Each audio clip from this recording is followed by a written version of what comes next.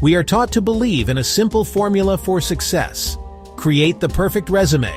List your skills and experiences in neat, orderly bullet points. Send it out into the world. Network at stuffy events, shaking hands, exchanging business cards. Hope that someone somewhere will notice your qualifications. This is the traditional path. It is the path of conformity.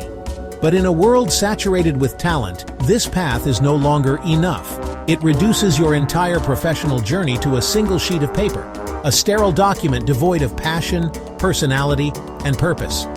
Your resume lists what you have done. It is data.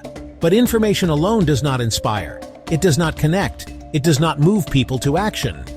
Today, employers are not just hiring a set of skills, they are investing in a person. A resume cannot convey your grit. It cannot show your passion. What is a story? A story is a journey. It has a beginning. It has a middle. It has an end. It has a hero, you. It has a conflict, a challenge you faced.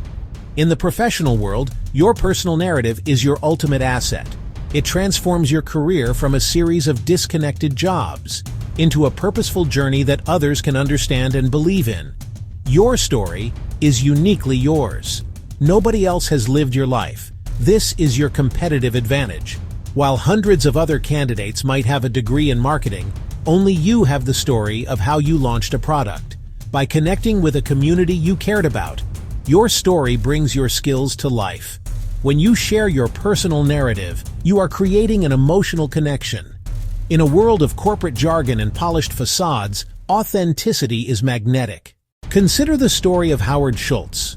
Before he built the global empire of Starbucks, he was just a man with an idea. On a trip to Milan, captivated by the romance and sense of community in Italian espresso bars, he didn't come back to America with a business plan filled with spreadsheets. He came back with a story about creating a third place. The power of his narrative built a global brand. Or take Sarah Blakely, founder of Spanx, a door-to-door fax machine salesperson with an idea born from frustration. She wanted a better undergarment to wear under white pants. Rejected by countless manufacturers, she didn't give up, cutting the feet off her pantyhose, cold-calling Neiman Marcus. She tells it with humor and honesty. By sharing struggle and triumph, she built a billion-dollar company and a brand women connect with. They didn't succeed because of resumes. They succeeded because they were masters of their stories. Our brains are not wired to remember bullet points. We are wired to remember stories. When we hear a list of facts, only the language processing parts of our brain are activated. It's like pouring water onto a flat, hard surface. Most of it just runs off without being absorbed.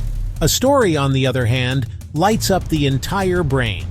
When you tell a story about a challenge you overcame, the listener's brain activates in the same areas as yours.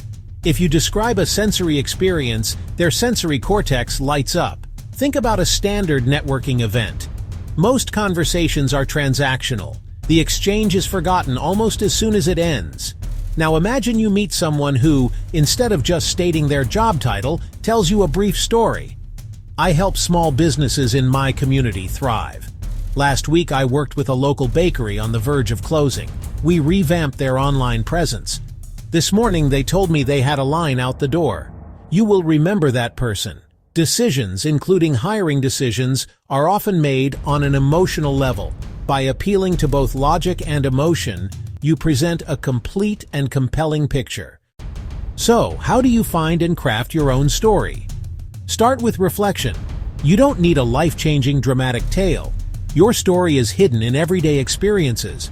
Ask yourself some simple questions. What is the biggest challenge you have ever faced at work?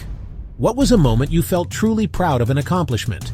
When did you fail? And what did you learn from it? Once you have some ideas, structure them simply. Every good story needs a hero. That's you.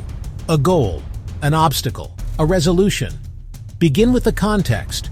What was the situation? This is the before picture.